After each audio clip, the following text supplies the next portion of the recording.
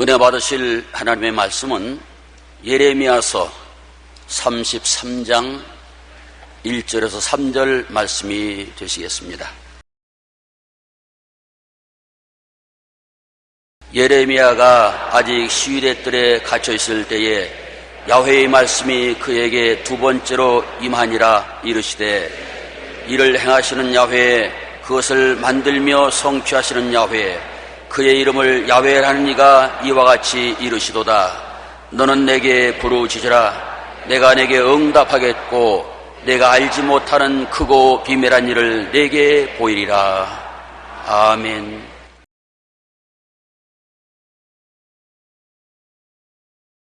오늘 저는 여러분과 더불어 하나님, 우리 하나님, 이 제목으로 은혜를 나누겠습니다. 유물론적 무신론자들은 이 우주는 물질뿐이며 우연히 만들어졌다고 합니다. 그러므로 하나님은 계시지 않다고 그렇게 주장합니다.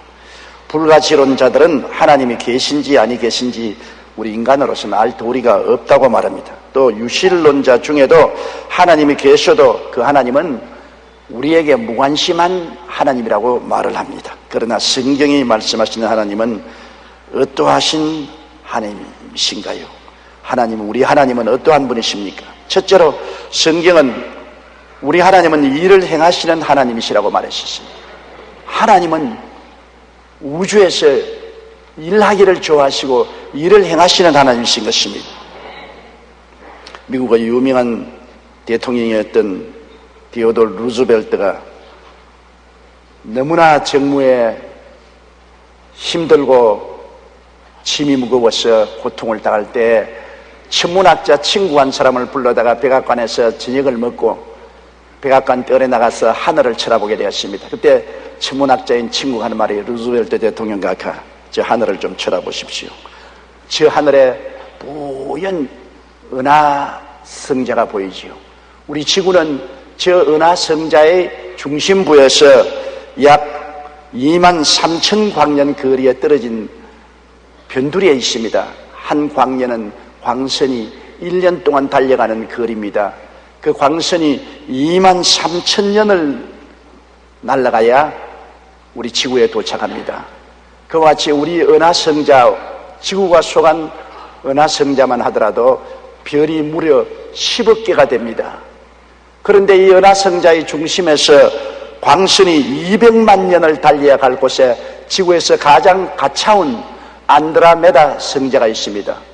이 안드로메다 성자는 별이 무려 1천억 개나 있습니다.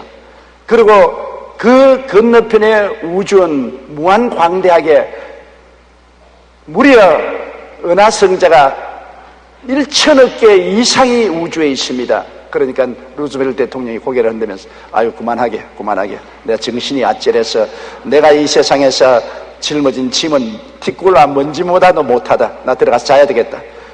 그리고 주무셨다는 이야기가 있습니다. 여러분, 우주는 엄청나게 큽니다. 이 광대하고 무변한 우주를 하나님이 지으시고 성경에는 보면 하나님이 저 별들의 이름을 다 알고 계신다고 말하셨습니다. 은하성자만 해도 10억 개의 별이 있고 그 위에 안드로메다 성자에만 1000억 개의 별이 있다고 그러는데, 그런 성자가 1000억 개도 넘게 우주에 있다고 그러는데 그 별들의 이름을 하나님이 다 아시고 그 가는 길을 정해놓았다고 하셨는 것입니다. 그러니 하나님의 크시고 광대하시면 말로 표현할 수가 없습니다. 이런 하나님께서 우리 보고 말씀하기를 나는 너희 머리털까지도 다 해신바 되었다고 말씀하고 있는 것입니다. 하나님이 우리 이름과 주소와 우리 머리털 숫자까지 헤아리고 계시니 우리에 대해서 모르는 바가 있을 수가 없는 것입니다. 이 하나님은 우주를 지으실 뿐 아니라 지구를 만들어서 사람이 살 수 있도록 하셨습니다. 하나님이 창세기에 보면 지구를 만드신 그 경륜을 말씀하고 있지 않습니까? 빛을 지으시고 궁창을 만드시고 바닷물이 한 곳에 모이고 육지가 드러나고 모든 열매 맺는 나무와 풀이 나게 하시고 해와 달과 별들이 지구를 비추게 하시고 공중에 나는 새와 바다의 물고기를 지으시고 초목곤충을 지으시고 짐승들을 지으시고 사람을 하나님의 형상과 모양대로 지어서 땅 위에 살면서 하나님이 지으신 만물을 다스리게 하신 것입니다. 그러므로 자연계와 생태계는 모두 다 하나님의 손에 의해서 지어진 것입니다. 그리고 하나님께서는 인간을 위해서 구원을 완성하신 것입니다. 아담과 하와가 범죄하여 하나님께 배반하고 이 세상에 나와서 사망의 무덤 속에 들어갔을 때 인생들을 건져내기 위해서 하나님은 그 독생자 예수 그리스도를 이 땅에 사람으로 보냈습니다. 그래서 모든 인류 공동체의 머리가 되셔서 대표하여 우리를 대신해서 십자가에 몸짓고 피 흘려 죽으심으로 아담과 인류가 지은 죄를 대신 다 청산하시고 그리스도 안에서 우리에게 하나님은 용서와 의와 영광과 구원을 허락해 주신 것입니다. 요한복음 3장 16절 말씀대로 하나님이 세상을 이처럼 사랑하사 독생자를 주었으니 이는 누구든지 저를 믿으면 멸망하지 않고 영생을 얻으려는 약속의 말씀이 이루어진 것입니다. 요한일서 2장 2절에 그는 우리 죄를 위한 화목 제물이니 우리만 위할 뿐 아니요 온 세상의 죄를 위하심이라고 말했었으며 요한계시록 7장 10절에 구원하심이 보좌에 앉으신 우리 하나님과 어린 양에 있다고 찬양하라고 있는 것입니다. 우리가 보는 이 만물은 모두 다 하나님이 그 능력과 영광으로 설계를 해서 지으신 것입니다. 여러분, 집 한 채를 짓는 것도 설계하지 않고 맨주먹으로 그냥 망치와 못과 나무만 가지고 지을 수 있나요? 집 한 채를 지어도 세세히 설계도에 설계를 해서 설계도로 집을 짓는 것입니다. 그런데 하물며 이 우주가 지어졌을 때 설계하신 지적 설계자인 하나님이 안 계시다면 우주가 지어졌겠습니까? 영국의 과학, 수학, 철학의 대가인 아이작 뉴턴은 태양계의 모형을 하나 만들었습니다. 커다란 금색의 공은 태양을 나타내고 그 주위에 수성, 금성, 지구, 화성, 목성, 토성, 명왕성, 청왕성, 명왕성을 해서 돌리면 아주 좋아있게 빙글빙글 실물처럼 돌아가게 만들었습니다. 그런데 아이작 뉴턴의 친구 중에 하나님이 없다고 하는 무신론자가 하루 뉴턴의 서재에 찾아와서 이 지구일을 보고 야, 이거 굉장하다. 이거 누가 만들었어? 그러니까 뉴턴이 쓴 것이 없어. 아무도 만드는 적이 없네.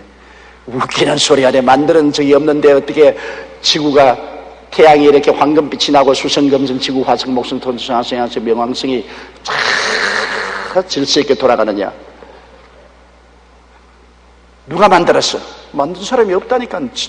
하루아침에 일어나 보니까 지기들이 모여가지고서 우리 태양대자 수성, 금성, 지구 순서대로 이렇게 붙더니만 이렇게 멋진 지구야 되겠네. 너 나를 바보로 아느냐? 그런 농담을 하기에 뉴턴이 정색을 하고 친구를 보고 이 사람아, 이 지구의 하나도 만드는 사람 없이는 이렇게 멋있게 만들어지지 않은데 이 모형도 그런데 하물며 본체인 우주가 어떻게 만드신 리가 없이 이렇게 멋있게 설계되어서 만들어졌다고 생각하느냐?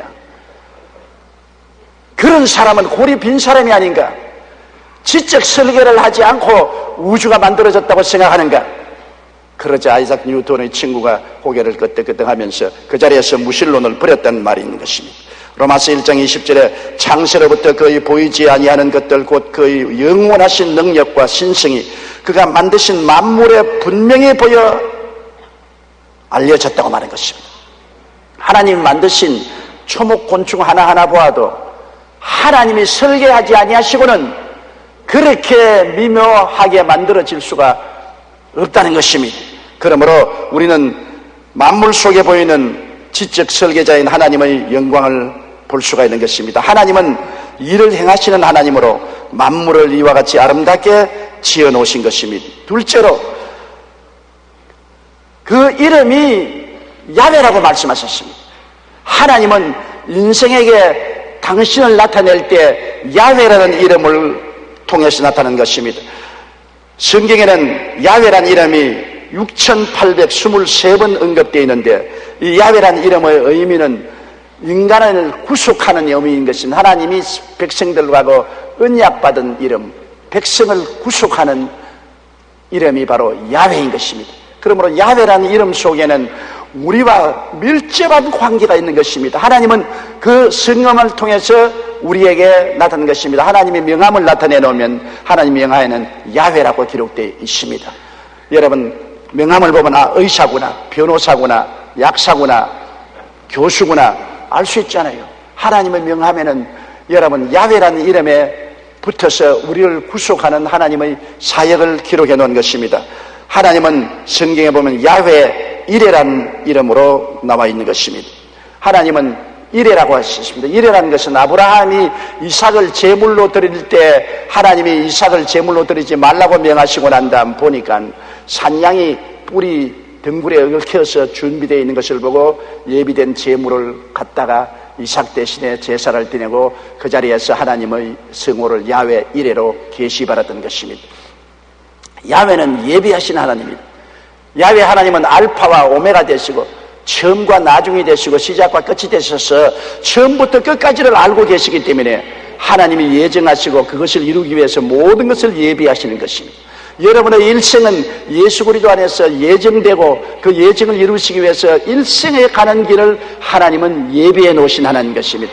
하나님이 우리 보고 말씀하십니다. 나는 야훼 이레다. 나는 너를 위해서 예비하는 하나님이다. 성경은 하나님이 자기를 사랑하는 자를 위해서 예비해 놓은 모든 것을 눈으로 보지 못하고 귀로 듣지 못하고 마음으로도 생각지 못했던 것 같다고 말하는 것입니다.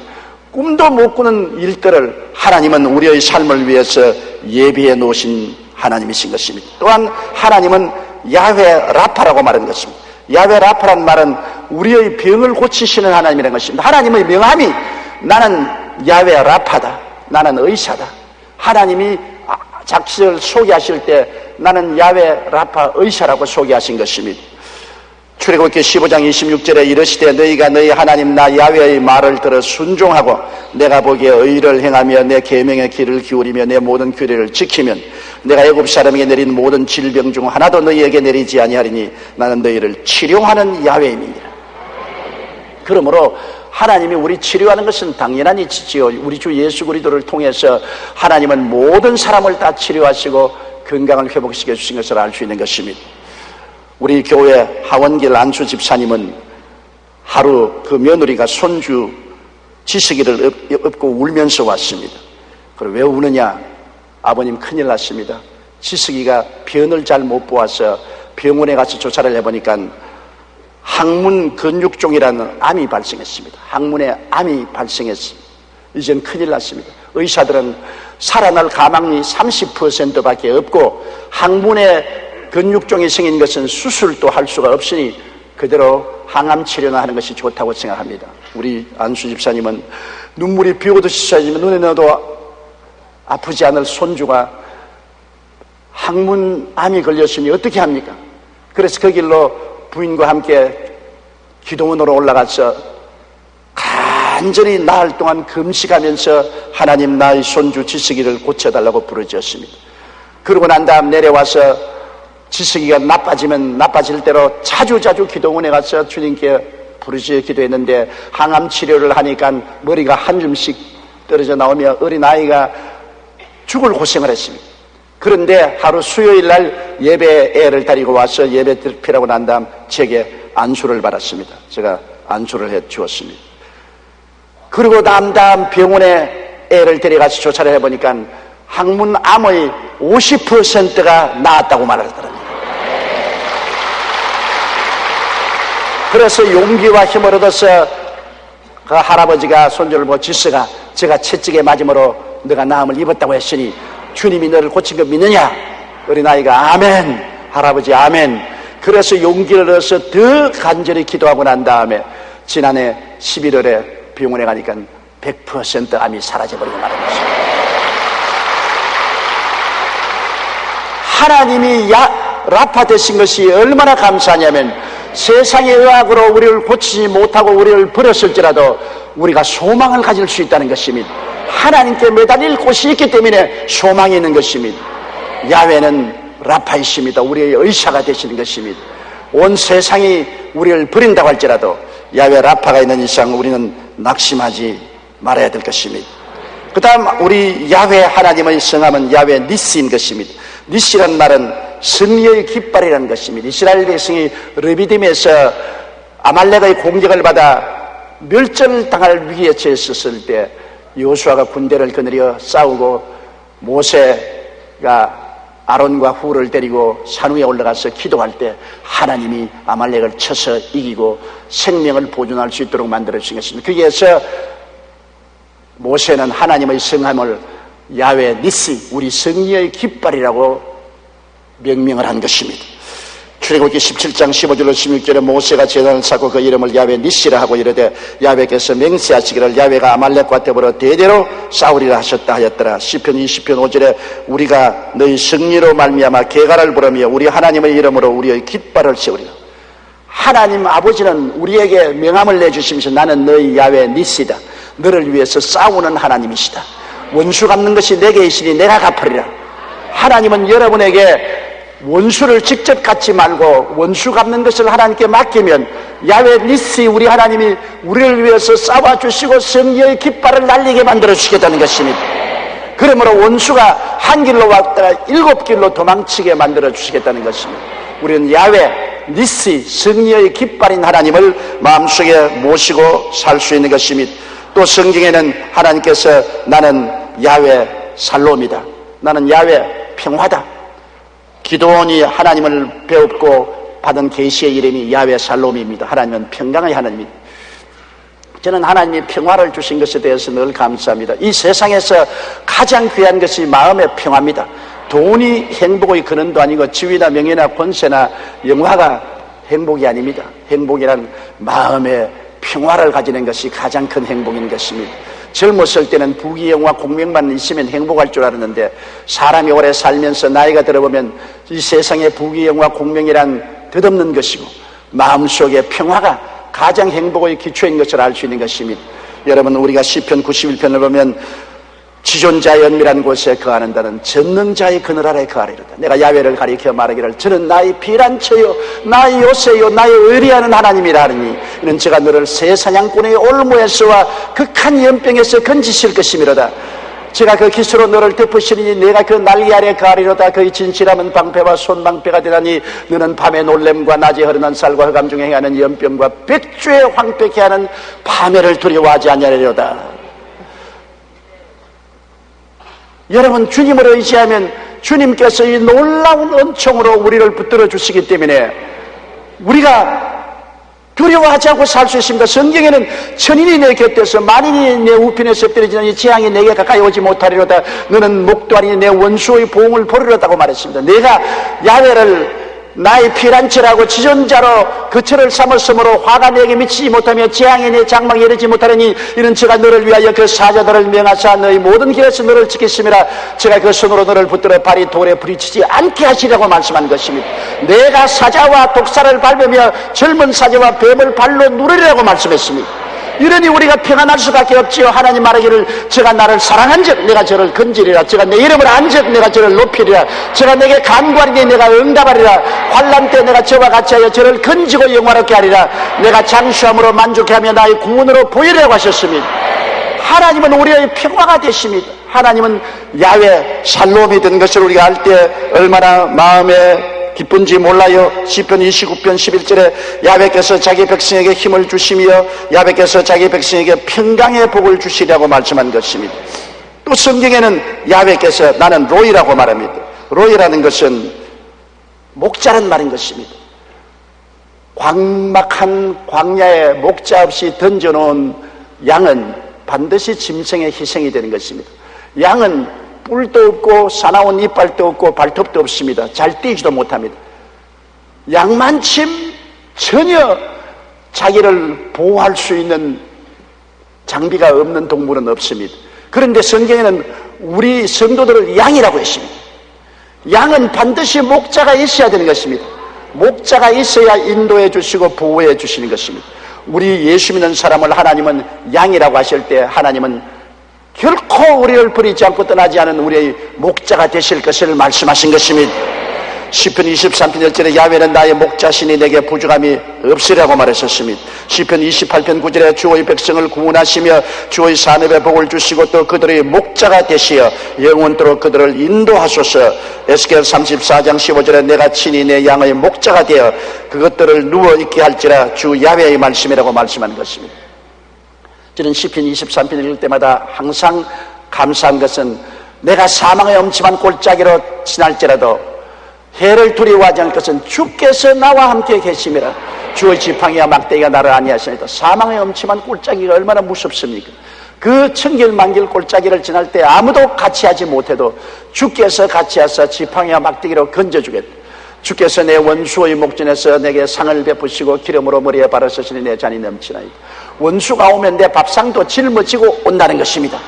원수가 그냥 오도록 만들지 아니하시고 원수가 오면 그 등에 내 밥상 짊어지고 와서 협박 공갈하면서도 실제는 내 밥상을 차려주고, 하나님은 원수를 통해서 내 밥상에 큰 영양 있는 요리를 먹고 힘을 얻어 잔이 넘치는 삶을 살도록 만들어주겠다는 이 말씀이 얼마나 우리 삶의 위로가 되는지 형언할 수가 없는 것입니다. 또 성경에는 야훼께서 나는 내 이름은 지두케누라고 말했습니다. 지두케누라는 말은 하나님이 우리의 의로움이 되시는 것입니다. 우리는 죄 중에 잉태되고 죄 중에 태어나고 우리의 인생은 다 늑마와 같은 인생들입니다. 우리의 벌거벗은 모습으로 무화과 나무를 걸치고 하나님 앞에 설 수가 없습니다. 여러분 아무리 의로운 행동을 해도 말라버리는 무화과 나무 잎에 불과한 것입니다. 하나님 앞에 어떻게 서겠습니까? 그런데 하나님이 우리의 의가 됐습니다. 성경에는 고린도후서 5장 21절에 죄를 알지 못하신 자로 우리를 대신하여 죄를 삼으신 것은 우리로 하여금 저희 안에서 하나님의 의가 되게 하려 하심이라. 여러분 우리가 예수 믿으면 얼마나 의롭게 되느냐? 하나님처럼 의롭게 되는 것입니다.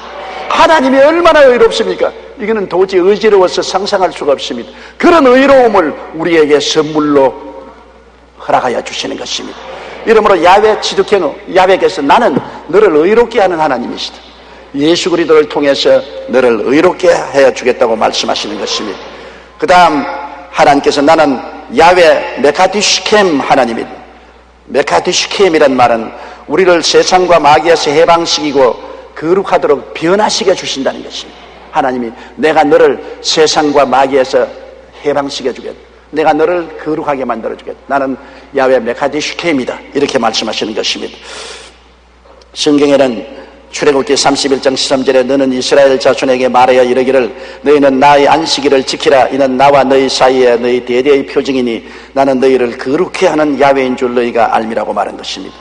레이몬드 릴리라는 난폭하고 악한 흑인 청년이 있었습니다. 그는 이상하게 목사만 보면 치를 떨어요. 다 때려 죽일 놈. 목사들은 다 죽일 놈. 인생의 벌레 같은 놈들이라고. 그래서 그 동리의 큰 교회 목사님이 설교할 때 목사님을 죽이려고 벽돌장 한 장을 들고서 목사님 설교하는 강대산 뒷문에 숨어서 들어갔습니다. 목사가 설교하고 나오면 벽돌 놓아서 때려 죽이겠다고 기다리고 있는데 그날따라 목사님이 설교하는 말을 가만히 듣고 있으니까 그 말씀이 두 날 가진 금보다 예리하여 그 영과 혼과 골수를 짜게 했습니다. 그는 그 자리에서 그만 눈물을 흘리고 벽돌을 놓았습니다. 그 자리에 혼자서 꿇어 앉아서 회개하고 예수님을 구주로 모시고 난 다음 아무 말도 안 하고 벽돌을 들고 집으로 돌아갔습니다. 그 길로 그는 열심으로 신학교에 들어가서 공부를 하여 흑인 목사가 되었었습니다. 수년 후 세계 최대의 자선병원으로 알려진 시카고의 쿠크 카운티 병원에 질병에 시달리거나 죽어가는 수천의 사람들을 헌신적으로 돌보는 목사가 있다는 소문이 났습니다. 그 목사는 사람들 사이에서 선한 사마리아인 흑인 목사로 이름이 났었습니다. 바로 이 목사님은 이상하게 자기가 가는 곳마다 벽돌 하나를 들고 다녀요. 사무실에도 언제나 벽돌을 갖다 놓고 기도할 때마다 벽돌장을 가지고 울면서 기도를 하고 그가 죽을 때 유나기를 자기 무덤에 벽돌을 같이 묻어달라고 했습니다. 그 왜 그러냐니까 내가 이 벽돌을 들고 주의 종을 죽이려 갔던 사람이 하나님의 은혜로 이 벽돌을 손으로 놓고 주의 종이 되었다. 그러므로 이 벽돌을 볼 때마다 하나님이 나같이 악한 자도 세상과 마귀에서 해방되어 거룩한 백성이 되게 만드는 하나님이라는 증거가 되기 때문에 나는 이 벽돌을 들고 늘 눈물을 흘리며 기도한다고 그런 간증하는 것입니다. 하나님께서는 야훼 메카디슈켐입니다. 어떠한 사람일지라도 하나님을 믿고 거듭나면 거룩하고 의로운 삶을 살 수 있게 되는 것입니다. 주님은 마지막으로 나의 이름은 야훼 삼마다. 삼마란 말은 하나님이 계신 집이라는 것입니다. 하나님은 우리를 성전 삼고 항상 같이 있겠다는 것입니다. 함께 계시는 하나님 야훼 삼마. 여러분 어느 곳에 있든지 하나님은 여러분과 함께 계신 것입니다. 집에 있을 때, 부엌에 계실 때, 시장에 일할 때, 농장에서 일할 때, 공장에서 공사할 때 어느 곳에나 야훼 삼마 하나님은 함께 계십니다. 그 자리에서 하나님을 찬미하고 감사하고 하나님께 부르짖으면 응답하시는 하나님으로 같이 계신 것입니다.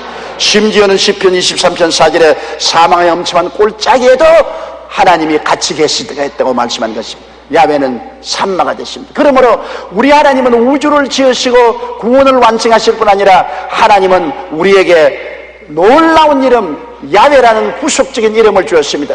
야훼 이레 하나님, 야훼 라파 하나님, 야훼 니시 하나님, 야훼 살론 하나님, 야훼 로이 하나님, 야훼 쯔드게누 하나님, 야훼 메카디슈켐 하나님, 야훼 산마 하나님. 이 하나님께서 자신을 우리에게 소개하면서 나는 이런 하나님이니 나를 올바르게 알고 나를 의지하고 나를 찾으라고 말씀하는 것입니다.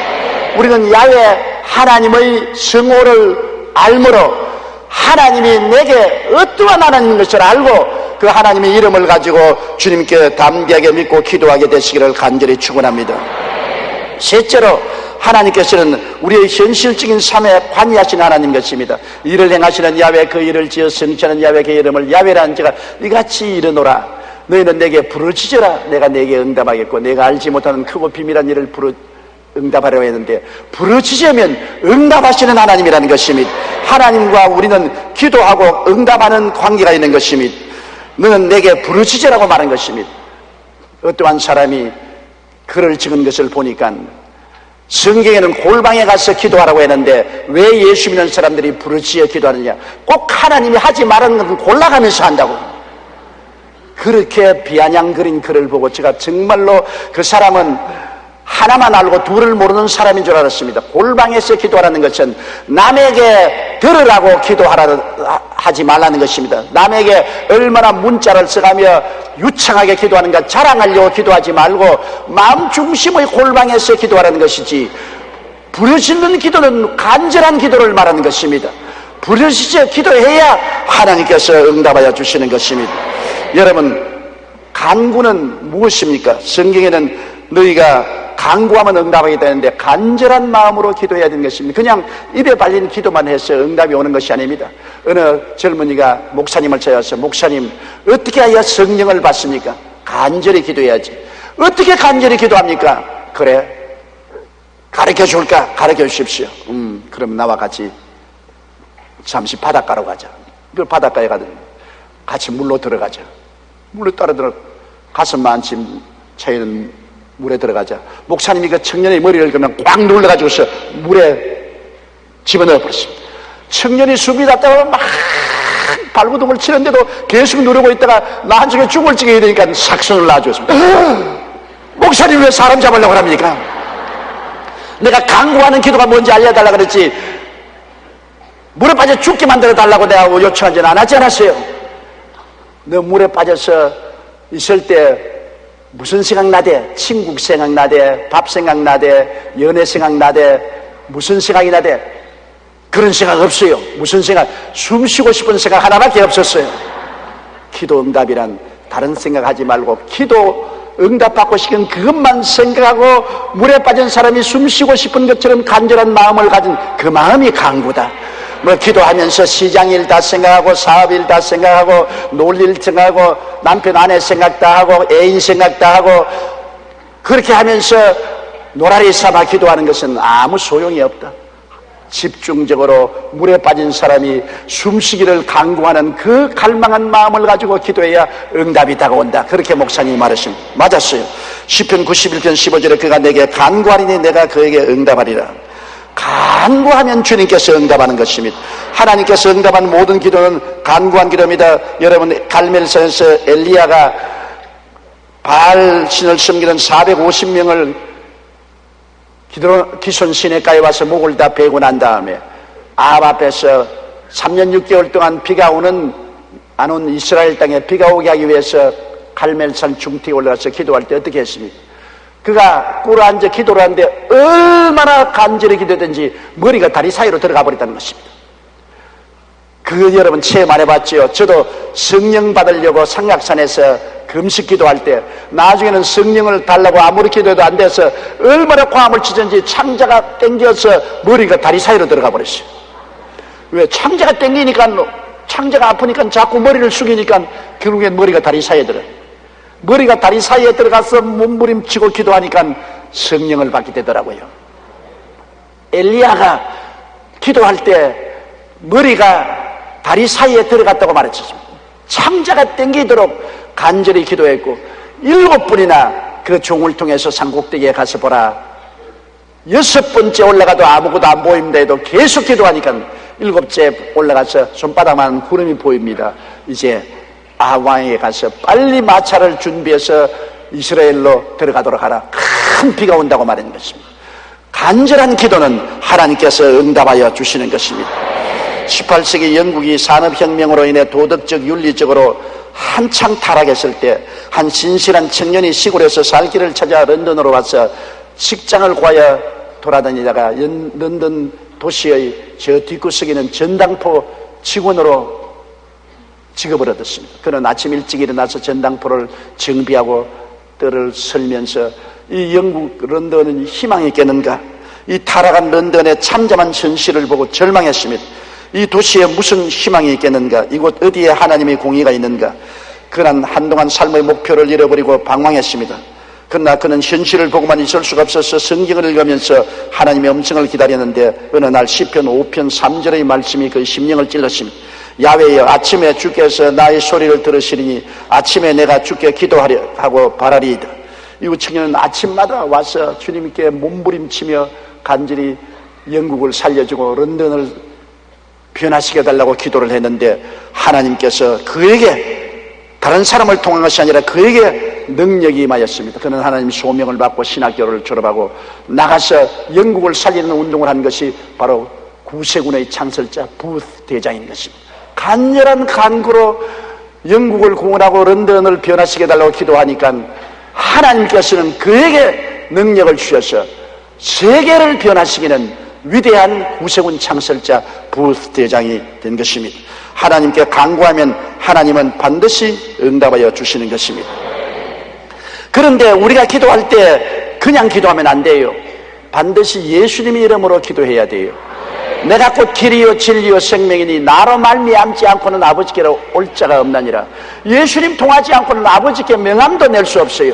하나님은 예수 그리스도 이름을 통해서 우리를 받아주시는 것입니다. 저도 종종 제게 안수기도 해달라고 전국 각지에서 연락이 오고 심지어는 외국에서까지 연락이 옵니다.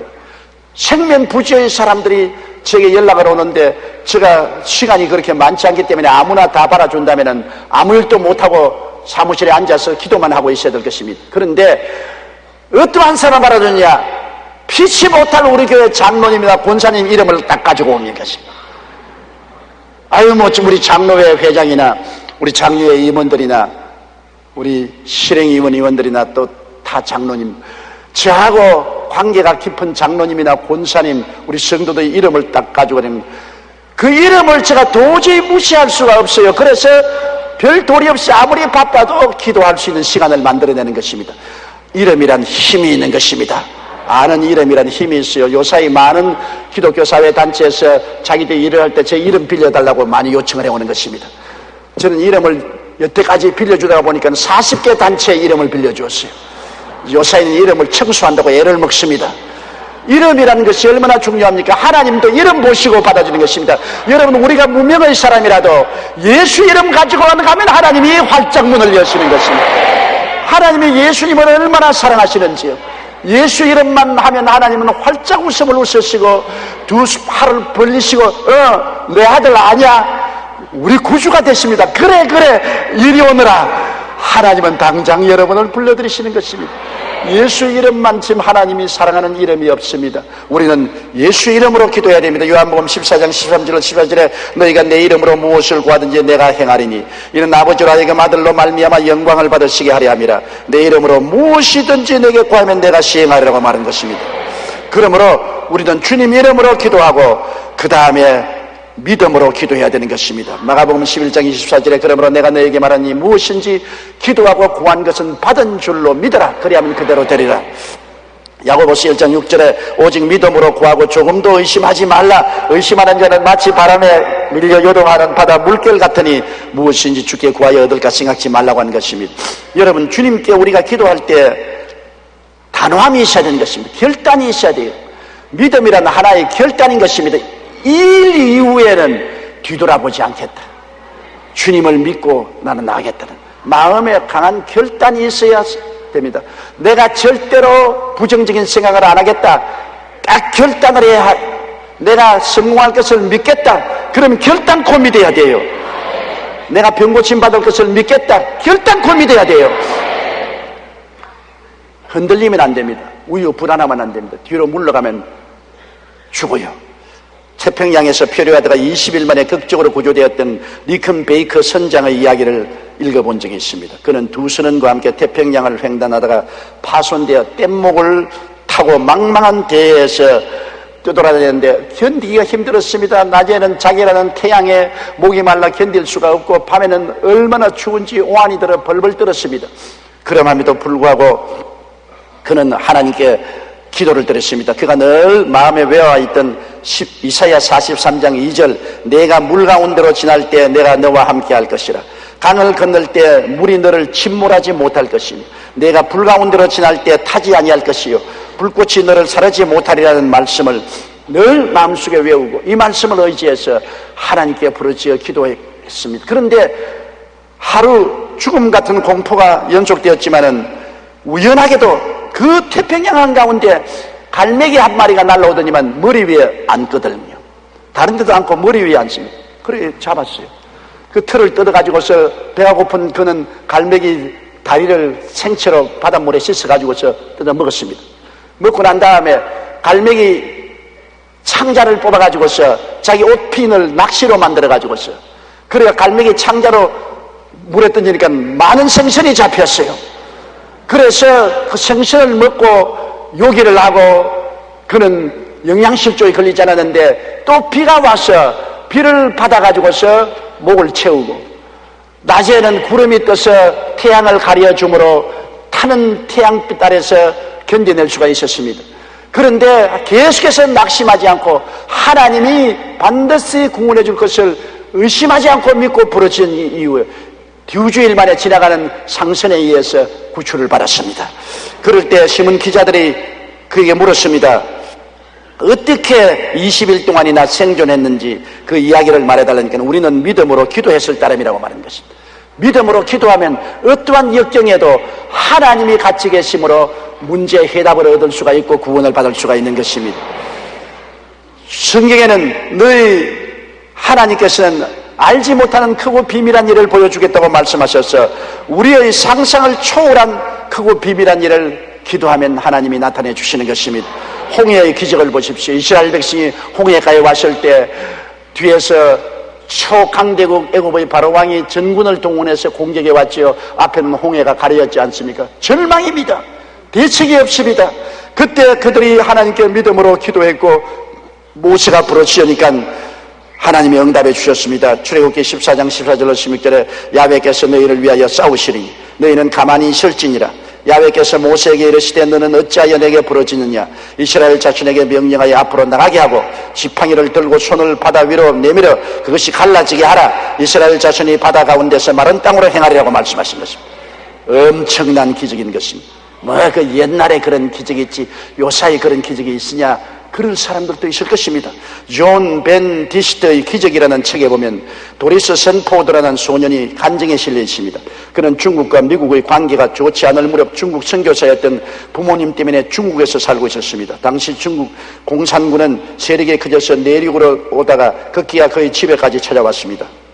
그들은 샌포드의 부모님이 선교사라는 사실을 알고 그의 형과 어머니 머리에 총을 겨누고 협박했습니다. 너희가 믿는 하나님을 부인하면 살려주겠다. 그러자 샌포드의 어머니는 단호하게 나는 유일하신 참 하나님을 버릴 수 없다. 하나님은 당신들의 총보다 더 강하다. 지금도 당신들의 총에서 우리를 건지실 수 있다. 만일 우리가 죽는다 해도 하나님은 우리를 영생천국으로 인도하셔서 하나님과 영원히 살게 할 것이다. 그러므로 결코 우리는 하나님을 부인 못하겠다. 그 말을 듣자 공산군 우두머리는 살기 등등해서 총을 겨누고 부하들도 총을 겨누었습니다. 그런데 갑자기 하늘이 어두워지면서 천둥 번개가 치기 시작했습니다. 그때까지만 해도 중국 북부 내륙 지방에는 눈과 우박이 내린 적은 있어도 천둥과 번개를 동반한 폭우가 내린 적은 한 번도 없었습니다. 촉을 겨누고 있던 이 공산군 옆으로 벼락이 떨어지면서 내성 병력이 치니까 모두 다 혼비백산해서 총 다 버리고 도망을 쳐버렸어요. 그래서 그 선교사 가족은 참사를 당하지 않고 살아났습니다. 그것이 책의 간증으로 기록된 것을 읽었습니다. 오늘날도 하나님은 기적을 행하십니다. 절대 절명해서 하나님은 길을 내시는 하나님이신 것입니다. 홍해를 가르시어 하나님의 백성을 구하시는 하나님께서는 지금도 우리의 삶 가운데 오셔서 우리의 상상을 초월한 크고 비밀한 일들을 행하여 주십니다. 마라의 기적도 그러지 않습니까? 백성이 수르 강야에 들어와서 사흘 길을 걸어도 마실 물이 없다가 연못을 발견했는데 뛰어가서 마시니 모두 다 물을 마시고 뒹굽니다. 독이 있는 쓴 물이었습니다. 큰일 났습니다.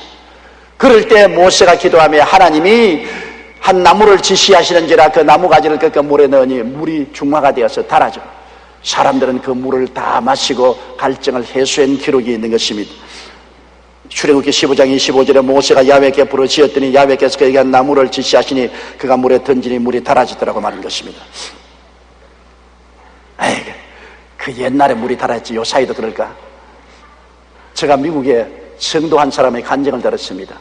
예수를 잘 믿는 성도인데 그분의 집 앞에 큰 나무가 있는데 새벽까지 새들이 새카맣게 나무에 앉아서 지절거리기 때문에 도저히 잠을 잘 수가 없어요. 날마다 새들이 새카맣게 그 나무에 앉아서 지절 하니까 이게 뭐 신경쇠약이 걸릴 적입니다. 그래서 하루는 하나님께 기도를 드렸어요. 하나님 아버지요, 저 새떼를 어떻게 하겠습니까? 내가 도저히 쫓을 수가 없으니 하나님이 저 새떼를 좀 물리쳐 우리 가족들이 평안하게 잠을 자게 해 주시옵소서. 부르시고 난 다음에 그 다음에 한 주일 지나니까 새가 한 마리도 안 날라와요. 그래서 이상해서 하나님 아버지 왜 새떼가 안 날라옵니까? 희한하지 않습니까? 그러고 나무를 보니까 나무에 불이 붙었는데 환하게 불이 붙어 있습니다. 실제 불이 아니라 영 안으로 보니까 나무에 영적으로 불이 붙었어요. 이 새떼가 그 불을 보고 겁을 내서 한 마리도 없이 다 도망을 쳐버렸어요. 그때 이후부터는 새벽잠을 잘 수 있게 되었다는 간증을 제기하는 것을 제가 들었습니다.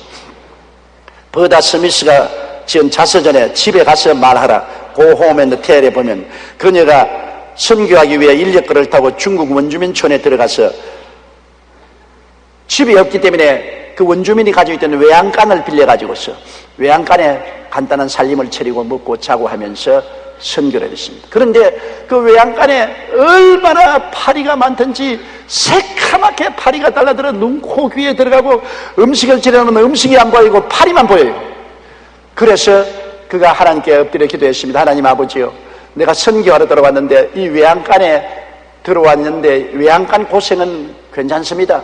그러나 파리 때문에 못 살겠습니다. 나는 어릴 때 자랄 때 좋은 집에서 편안한 침대에서 자고 위생적인 식당에서 밥을 먹는 것이 습관이 되어 있는데 여기에 요양간에서 사니까 이렇게 파리가 많이 달라드니 어떻게 하겠습니까? 주님, 둘 중에 하나를 해 주시옵소서. 파리떼를 없애 주시든지 그렇지만 내 마음을 변화시켜서 파리와 함께 밥을 맛있게 먹고 잘 수 있도록 마음을 변화시키든지 둘 중에 하나를 해 주시옵소서. 그렇게 기도했는데 그 기도한 이후로 순식간에 파리가 다 사라져 버린다는 것입니다. 찾아볼래야 찾아볼 수 없이 파리가 그 외양간에서 사라져서 그는 그곳에 있을 동안에 편안하게 복음을 전할 수 있었다는 간증을 그의 책에 기록한 것을 읽어보았었습니다.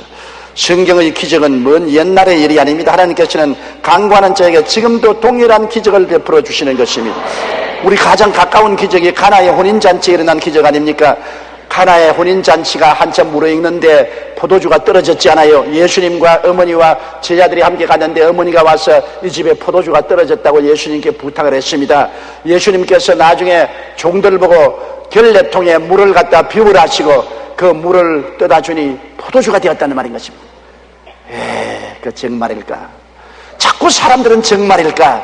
그 옛날의 일이지 지금도 일어날까? 그런 생각을 많이 합니다. 여러분, 옛날의 하나님은 지금의 하나님인 것입니다. 예수 그리스도는 어제나 오늘이나 영원토록 동일하신 하나님이신 것입니다. 인도네시아 출신인 멜타리는 유명한 세계적인 부흥사가 있는데 그가 쓴 급하고 강한 바람 같은 책이라는 그 책에 기록된 이야기입니다. 멜테리가 동티모르라는 조그마한 섬에 가서 한 교회에 들어가는데 그 동티모르에는 포도가 재배되지 않아서 포도주가 없어요. 성찬을 할 때 물에다가 일반 술을 타서 설탕을 섞어가지고서 성찬을 베풀었습니다. 그러니까는 좋지가 않지요. 그 목사님과 재직들이 모여가 하나님, 우리 이 동티모로에는 포도주가 없으니 주님 성찬을 뗄 때 포도주로 못 땜을 안타깝게 생각합니다. 도와주십시오. 했는데 그때로부터 시작해서 성찬 때마다 물이 변하여 포도주가 되어요. 그 멜타리가 그 이야기를 듣고 조사하러 갔습니다. 가면서 자기 속으로 사기를 치는 것이 틀림없다. 내가 내 눈으로 봐야지. 그래서 성찬 때 우물에 가서 물을 떠올 때 멜타리 목사님이 직접 가서 물을 떴어요. 떠서 이제 물을 가지고 제익들이 다 모여서 기도를 하는데 자기가 통을 안았어요. 왜냐하면 누가 와서 포도주 같은 무슨 색소를 넣을까 싶어가지고서 그 물통에다가 흰 수건으로 덮어놓고 자기가 물통을 안고 눈을 떼고 기도를 했어요. 1시간 동안 하나님이여 물을 포도주로 만들어 달라고 기도를 하고 난 다음에 물에 적셔진 흰 수건이 새빨갛게 물이 들더랍니다. 이 맑은 물을 가지고 기도를 했는데 이 천이 빨갛게 물이 들어서 야 포도주가 되는가 보다고 멜타리 목사님이 떠서 마시보니까 색만 빨갛지 맹물이야. 그런데 재직들이 포도주가 되었다고 목사님이 갖다 드리자. 그래서 이 물을 가져가는데도 멜타리 목사님이 다른 사람 가져가 내가 가져갈게. 왜 중간에 뭐 술을 부을까 싶어가지고서. 그래 목사님 가더니까 목사님이 기도를 하고 난 다음 그럴 때 이야 맛있는 1등 포도주가 되었다 그러더니 이 목사님이 맛이 뭔지 모르는가 보다 멜타리 목사가 물을 떠서 이렇게 보니까 아유 오는 동안에 포도주가 되어버렸었어요. 아주 맛있는 포도주가 되었어요. 그래서 멜타리 목사님은 자기 책에 이렇게 기적이 일어났는데 이것이 한두 번 일어난 것이 아니라 60회나 계속해서 물이 포도주로 변화되는 기적을 체험했다고 기록하고 있는 것입니다. 오늘날도 필요하면 포도주를 주님께서 만들어 주시는 것입니다. 하나님은 여러분 일을 행하는 야훼, 그 일을 지어 성취하는 야훼, 그 이름을 야훼라 하는 자가 이같이 이르노라. 너희는 내게 부르시져라. 내가 내게 응답하겠고 내가 알지 못하는 크고 비밀한 일을 보이리라고 말씀한 것입니다. 그리스도인이란 하나님과 함께 삶을 사는 이들을 말합니다. 안 믿는 사람과 같이 생활하면 안 됩니다. 우리는 우리끼리 사는 것이 아닙니다. 우리의 하나님 야훼와 함께 사는 것입니다. 하나님 따로 사람 따로 예배 따로 사회생활 따로가 아닙니다. 좋을 때 시련을 당할 때 원수의 공격을 당할 때 답답할 때 핍박을 당할 때 죽을 때 늘 함께 하시는 하나님과 공동의 삶을 사는 것이 우리 성도의 삶인 것입니다. 그러므로 우리는 결코 외롭지 않습니다. 결코 버림을 받지 않았습니다. 예수 그리스도 안에서 하나님은 우리를 무한히 사랑하시고 우리를 품에 품으시고 우리와 함께 계신 야훼 하나님이 되십니다. 다 같이 고개 숙여 기도드리겠습니다. 전능하신 하나님, 나의 하나님, 우리의 하나님, 천지를 지으시고 이 세상과 산나만상을 만드시고 구원을 우리에게 주신 하나님, 우리 하나님은 구속의 하나님, 야훼 하나님 감사합니다. 야훼 이레 하나님, 야훼 라파 하나님, 야훼 니시 하나님, 야훼 샬롬 하나님, 야훼 로이 하나님, 야훼 쓰드게노 하나님, 야훼 메카드슈켐 하나님, 야훼 삼마 하나님, 야훼께서 우리와 같이 계심으로 우리가 두려워하지 않습니다. 예수 이름으로 무엇인지 하나님께 구하면 응답하여 주시니 감사합니다. 하나님의 응답은 기가 찬 응답입니다. 우리가 생상을 초월한 눈으로 보지 못하고 귀로 듣지 못하고 마음으로도 생각하지 못한 일들을 하나님이 이루어 주심을 감사합니다. 오늘 주의 백성들이 함께 모였으니 우리 주 예수 이름으로 기도하는 것마다 하나님의 기막힌 응답을 허락하여 주셔서 기적 속에 승리하게 하여 주옵소서. 예수님 이름으로 기도드리옵나이다. 아멘.